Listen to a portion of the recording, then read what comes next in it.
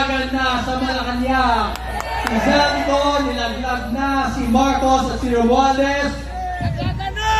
Yung executive secretary, nilaglag na ni Marcos. Hindi na nila alam ang ginagawa nila. Pero alam naman natin, hindi talaga alam ni Marcos kung anong ginagawa niya. Kaya ganito ang ekonomiya ng ating bansa. Lahat tayo support na noon. Lahat tayo binigyan natin siya ng pagkakataon na baguhin ang ginawa ng pamilya niya, ang legacy ng ama niya, ang Marcos legacy. Pero sinayang niya lang. Yung Duterte family, binigyan siya ng pagkakataon, sinuportahan siya, binigyan siya ng tiwala, at pinakulong lang niya ang dating presidente na ginawa siyang president. He imprisoned the man who trusted him and the man who gave him the faith in leading the country. So dati ang sigaw natin, BBM. Ngayon ang sigaw natin, Marcos resign! Marcos resign! Marcos resign! Marcos resign! Kasi wala na binabawasan ang ating bansa sa pamamalakad ni President Bongbong Marcos. Mag-resign ka na, ang dami mo lang ninakaw sa amin, ang dami nyo lang ninakaw, ang dami lang namatay, nagpa-party-party ka lang, na kumakain ka lang, nagtulog ka lang sa Malacanang habang binabaha at nagugutom ang iyong mga nasasakupan. Justicia para sa Pilipinas, BBM resign, Marcos resign! Marcos resign! Marcos resign! Marcos resign! Marcos resign! Thank you everyone and God bless. Ladies and gentlemen, Congressman Kiko Meow Barzaga! Ngayon mga kaibigan, para magputuloy sa ating speech, tatawag tayo ng isang gagana, isang retired general. Walang iba kundi si Sir Retired General Virgilio Garcia. Mabuhay ang mga sundalong makabayan! Mabuhay din! Magandang gabi po sa inyo lahat. Sir! Magandang gabi po sa inyong lahat. Magandang gabi po! Okay pa ba kayo dyan? Okay na okay! O sige, tingnan natin kung okay pa kayo. Mabuhay ang Pilipino!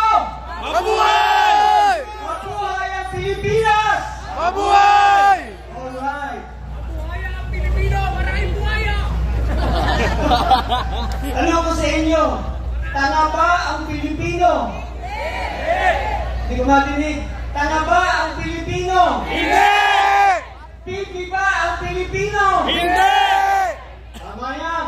Sapagkat unang-una sasabihin ko sa inyo, tinatakot nila ang mga gustong magsalita, tinatakot nila ang mga gustong lumaban, kinakasuhan nila yung mga lumalaban para sa taong bayan, pero yung mga dapat kasuhan, kinakalong nila. Sabi ko sa mga kasamahan natin, huwag kayong matakot dahil tayong lahat may karapatang magsalita. Lahat tayo may karapatang lumaban. Lahat tayo may karapatang manindigan. Bakit tayo nandito? Para sa katotohanan, para sa pananagutan. Ako, para sa mga batang nanunod sa baha na walang laban dahil sa kasakiman. Yung mga ama na hindi na uuwi, yung mga kapatid na hindi na makikita muli, hindi nyo na madidinig, hindi nyo na mayayakap, walang laban. Nandito ako para sa kanila, para ipaglaban sila katulad din lang ninyo. Pinapatahimik tayo. Niloloko tayo.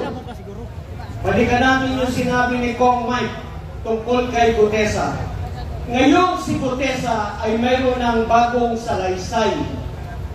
Wala na bang silbi ang una niyang salaysay?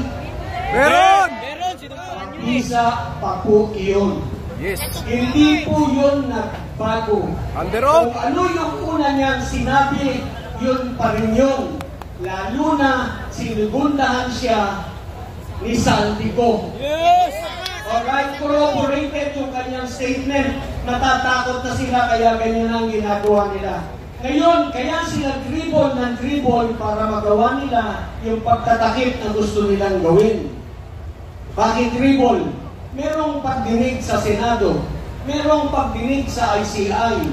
Pagkatapos niyan, may pagdinig din sa DOT, sa Department of Transportation, as DPWH. Pagkatapos, meron din. Magkakaroon pa rin ng pagdinig sa Ombudsman bago sila makapag-file ng kaso. Ang haba ng dribble, may kaso agad.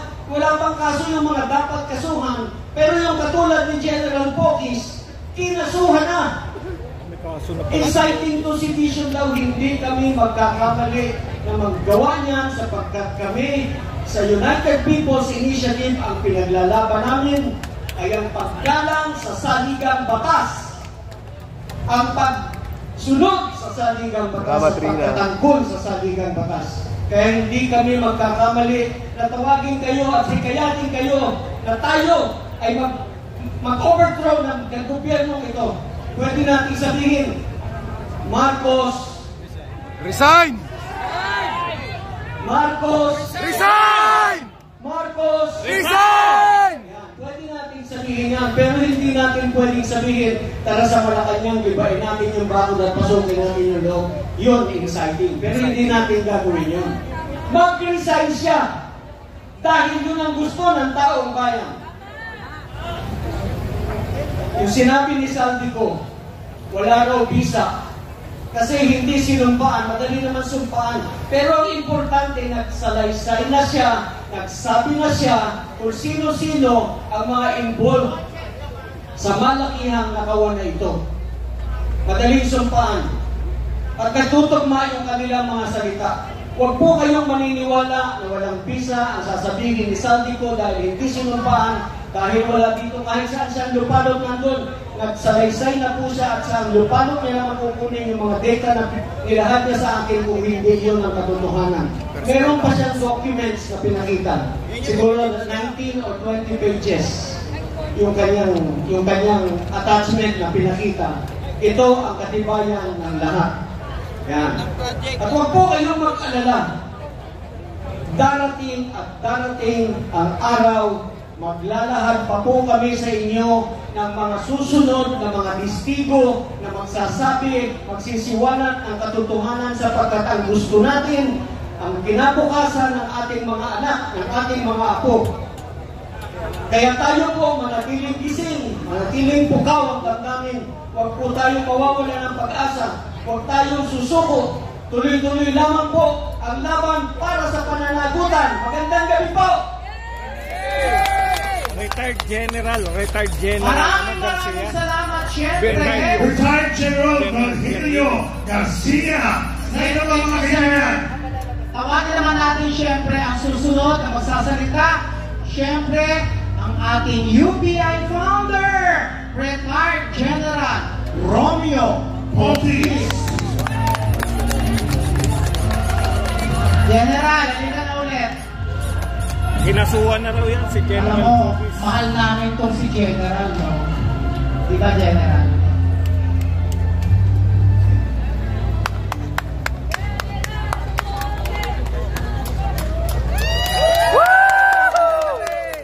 Magabi, sir! Mga kabayan, magandang gabi po sa inyo lahat. Kamusta po kayo? Okay na okay, sir! Ako po si Romeo Pokis, Retiradong General at patuloy na sundalo ng bayan. Wala ho dapat ako dito ngayon dahil 40 anyos na kayo kong servisyo sa bayan, sa ating militar. Pero alam naman natin na ang ating bayan ay lumuluha at nagdurusa. Narito tayo ngayon para ipahayag ang dapat nating pahayag sa mga taong namumuno sa atin. Ang United People's Initiative po ay binuo natin dahil sa mga nangyayari sa bayan na tulad dito. Ang United People's Initiative ay susulong ang mga tingkain para sa kabutihan ng ating bayan. Meron mga nagsasabi sa akin na ako po daw ay nagbuo nito dahil ito ay may political na intensyon. Ang United People's Initiative po ay isang movement, isang kilusan na non-partisan, non-political, non-violent at sumusunod sa ating batas. Kinasuhan po ako na sa akin ni General Garcia dahil sa paglalakad ng katotohanan. Wala po sa akin yun. Antaho ko akong makasuhan, antaho akong makulong, antaho rin akong patayin. Inialay ko ang buhay ko sa ating bayan. Yes!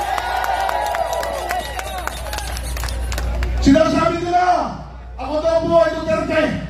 Ginagawa po natin itong mga protestang ito dahil gusto natin umupong presidente, si Vice President Duterte. Totoo po, tumulong po ako sa kampanya ni President Duterte noong 2015. Kasama po akong bumuo ng alyansang ALTAB, Alyansang Duterte Bongbong. Hindi ho Alyansang Duterte Cayetano, Alyansang Duterte Bongbong Marcos noong 2016 eleksyon. Noong 2022 eleksyon, ito ang nakarang eleksyon sa presidente. Mga kaibigan ko po, mga sibilyan, mga military, mga volunteers po, binuo namin ang BBM 2.0 sa kanyang kampanya.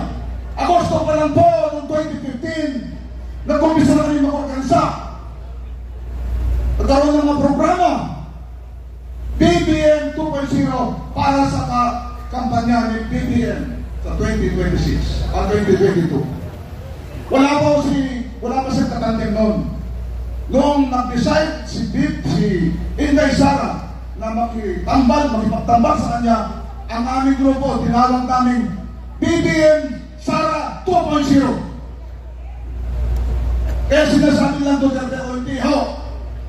Ang ginagawa natin ho dito, wala ho kasamang politika. Ganyan ho ang UPI. Pinatunayan po namin doon maraming beses. Patunayan po, minsan lang po kami nakita ni BB Sara noong kampanya ni President ni Mayor Rodrigo Duterte noong 2015. Hindi ho kami nag-uusap, hindi ho kami nakita. Masicheck nila yan sa technology ngayon. Kaya itong ginagawa ng UPI, hindi po ito, advocacy po ito. Kasi nakikita natin, nararamdaman natin na nagduros at tumatangis sa ating bayan nang hihingi sa atin ng saklolo at kalinga. Samantalang marami sa atin ng lugmok sa kahirapan. Maraming walang makain na gugutom. Maraming nangangamatay na lulunod sa baha. Nasisira ng panaming. Nawawalan ng nahanap buhay. Itong mga perang itong bayan, ginagamit nila sa kanilang sa pansarili. Ninanakaw nilang pera natin na sana yung mga pera na yun ay para sa kabutihan ng mga mamamayan. Lalo na sa ating mga mahihirap na kababayan. Ngayon, noong September 21, nagkaroon ho kami ng rally dito sa Gate 4 sa Capitando. Ipinagpapawal po namin ho ang Marcos resign sa mga nananalita. Meron ho mga grupo na umalis. Meron ho mga speakers namin na umalis. Ayaw po namin ganito kasi ayaw namin mahaluan ng politika. Pero ngayon, napatunayan natin na hindi lang yung mga congressman ang involved sa malaking, matinding korupsyon na ito. Napatunayan natin na ang Pangulo mismo ay involved dito. Yung 2025 National Expenditure Program, nag-submit siya ng pondo sa Kongreso ayon sa batas. Yung AAP Modernization Program pa lang, 50 billion ang kanyang President's budget na tinatawag doon sa NEF o National Expenditure Program. Pagdating sa Kongreso, kinatay-katay yung kanyang budget. Pinawasan ng 15 billion ang AAP Modernization Program. Sana nilagay yun? Inilagay nila doon sa kanilang mga parin. Sinasabi ng Supreme Court, bawal na po ang pork barrel, pero ginagawa pa rin po nila. Yung ating mga sundalo, police, na teacher, kasama doon sa programa ng budget, ang pension and gratuity fund. Yung mga mag-retire o yung mga may mga dapat tanggapin na mga tawag dito, yung mga lead, accumulation slip, doon lang kukunin ang budget na yun. Ano nangyari sa Pension and Gratuity Fund? Nagsabit ang Pangulo ng 232 billion noong 2025. Anong ginawa sa Kongreso? Pinawasan ng 92 billion. Pinawasan ng 92 billion. Ano mangyayari pagka binawasan mo yung mga pension and gratuity fund? Marami kayo yung dapat na tatanggap sa taon na yun. Wala sila matatanggap dahil walang pondo. Ipo-program yung schedule pa yan sa susunod na taon para matatanggap sila. Ganon po ang nangyayari. Okay. Kaya itong mga insertions na katawag, insertions, ang mga insertions na yan, pork barrel po yan. Alam naman natin. Okay? 100 billion na. Kaya ang ating mga sundalo, lalo na, tinaas ang kanilang subsistence allowance ng 200. From 150 pesos to 350 pesos. 200 increase. Saan galing yun? Doon din sa AP Modernization Program dapat, sa Armed Forces din po dapat yun. Doon din sa PGF, Pension Gratuity Fund.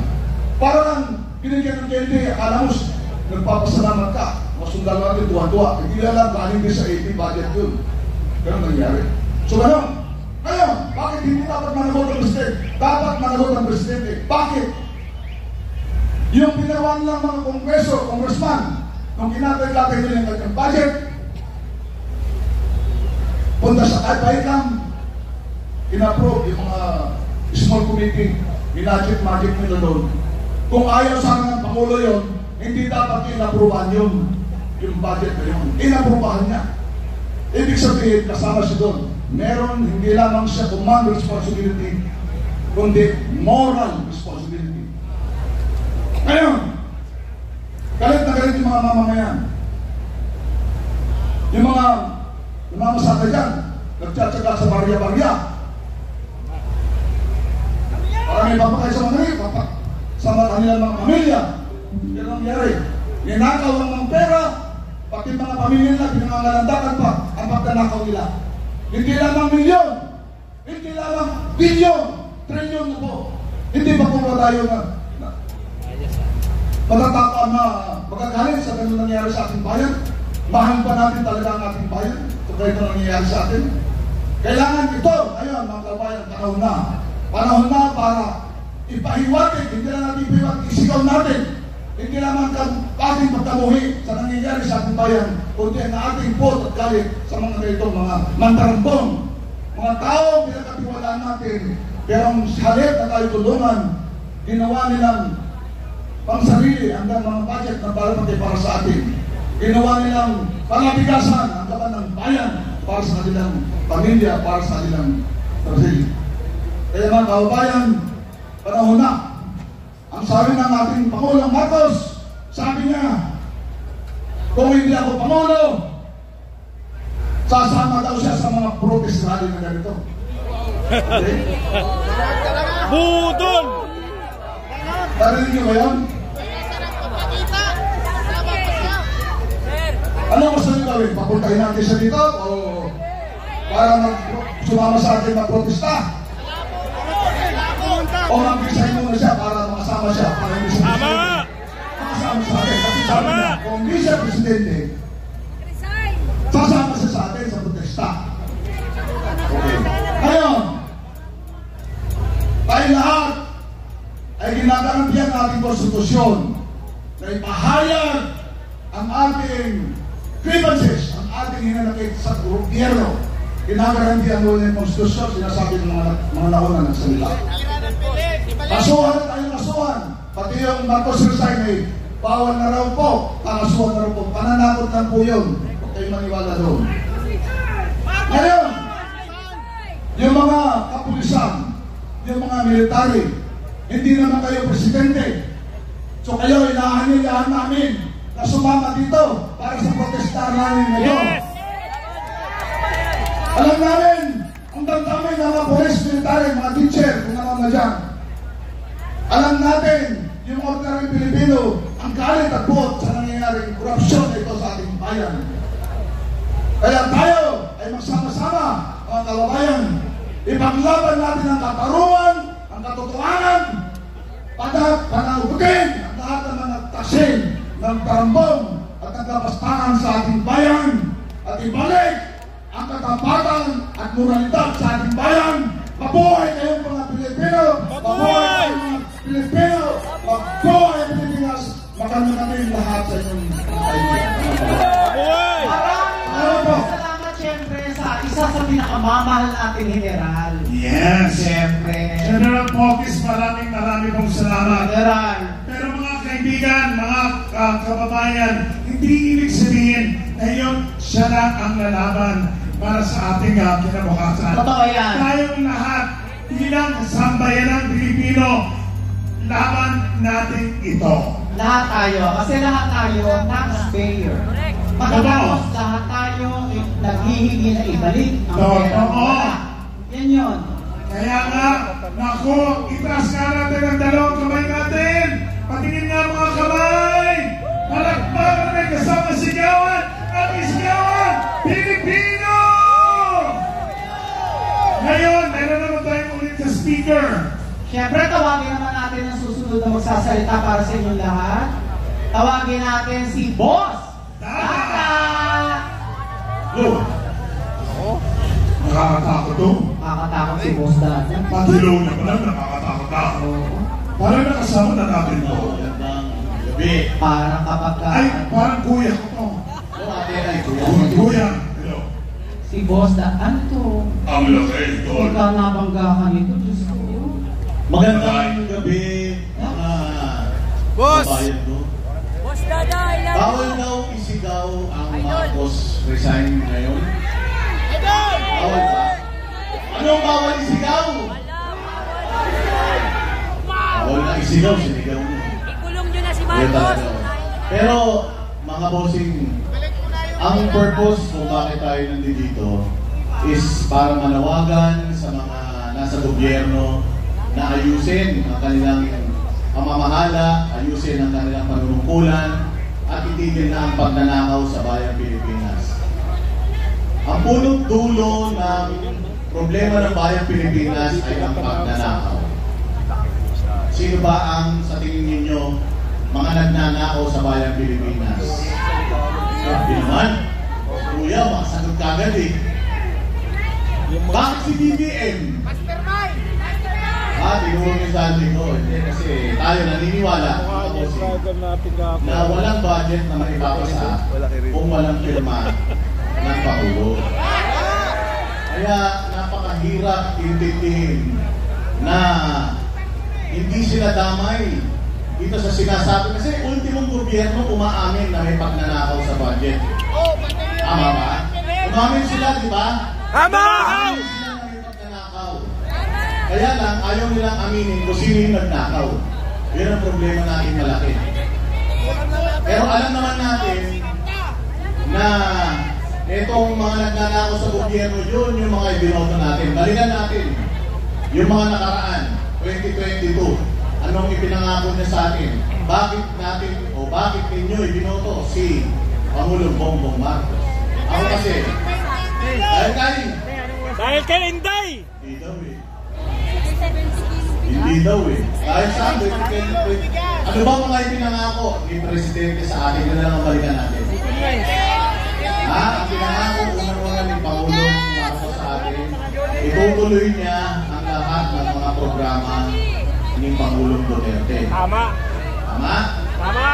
Tutuloy niya daw lahat. Pero unang-unang ginawa ng ating Presidente, Executive Order 01, ginuwag niya yung PACC, Presidential Anti-Crime Commission. Yung Presidential Anti-Crime Commission, binuo yun ni Pangulong Duterte specific para targetin lahat ng mga pagnanakaw sa Pilipinas, ng mga taga-gobyerno. Anong sabi niya? May ombudsman naman eh. May OWA naman eh. Diba? Yun ang sinabi niya eh. Tinanggal niya yung kagad. So, una pa lang, alam na natin kung ano yung plano nila sa bayang Pilipinas. Ang pinag-uusapan natin ngayon, 2025 budget lang.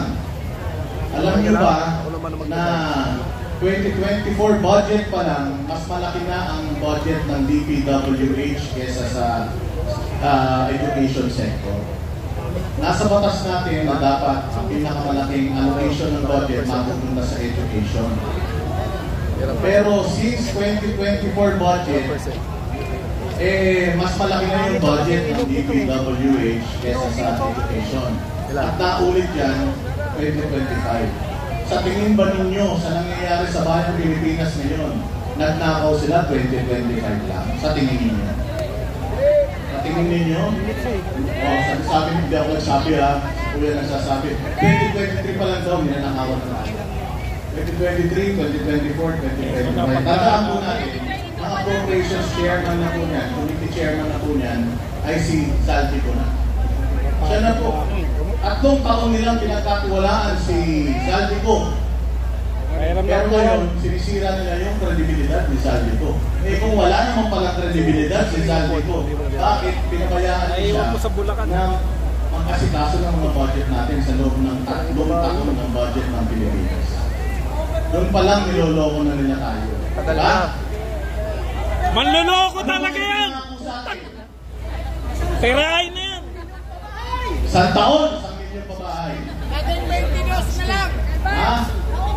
Ilan na? Tirahin na yun. Ilan na? Ha?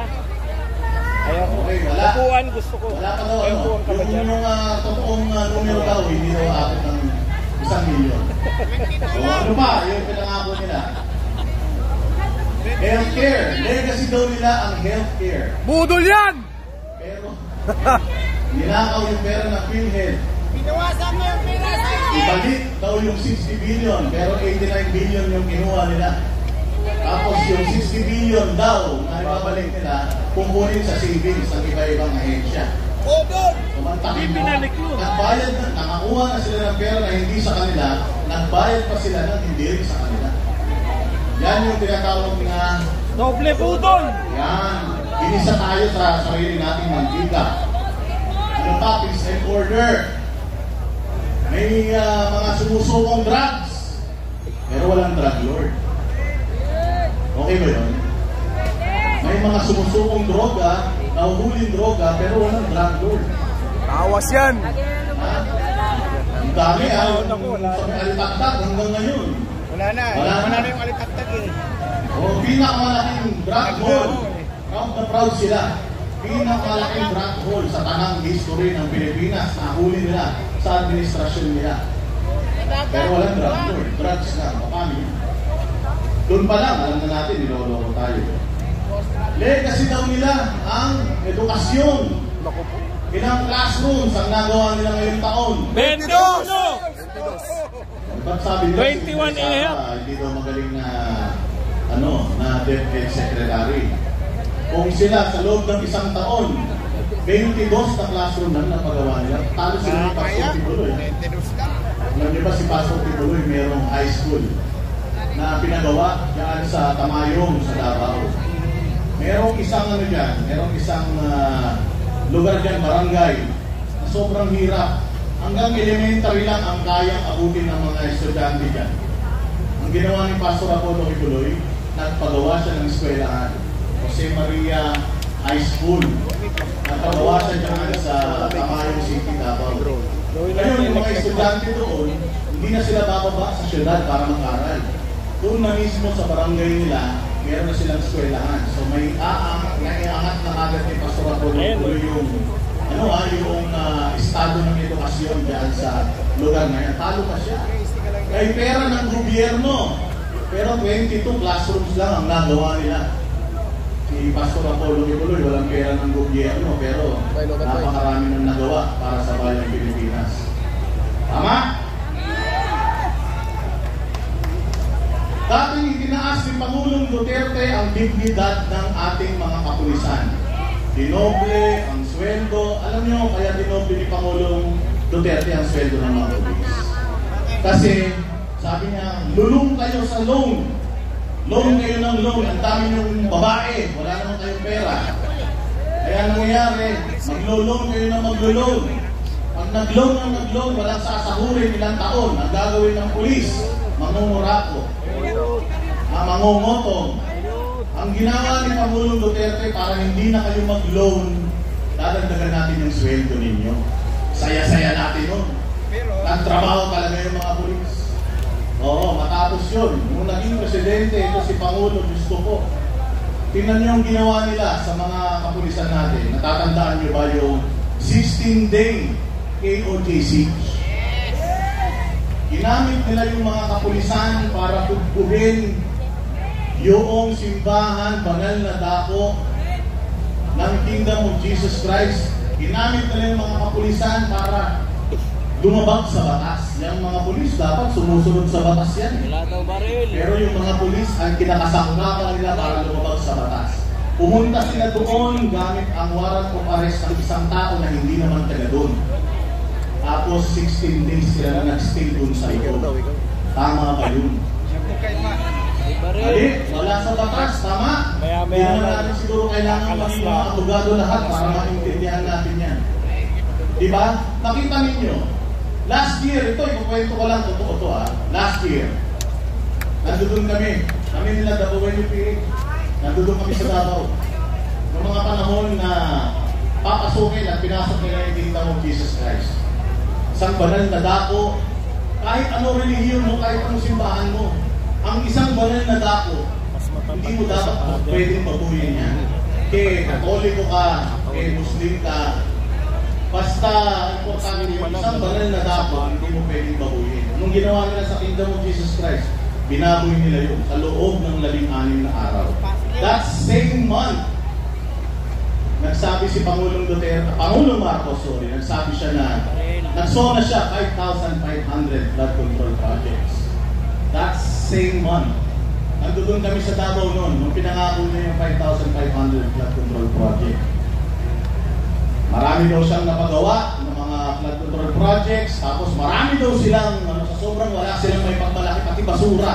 Pati dami ng basura, pinagmalaki nila doon, ang dami daw nilang nakolektang basura. Inaumagahan, umulan ng malakas dito sa Metro Manila, nagbaha sa Metro Manila, hindi lang nagbaha ng tubig, pati basura nagbaha sa Metro Manila. Anong ibig sabihin yan?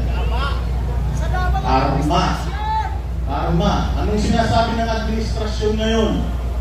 Hindi daw sangkot si Pangulong Marcos kasi siya ang nagbulgar. Naniniwala ba kayo doon? Ako naniniwala ako na nagbulgar. Panginoon, bakit?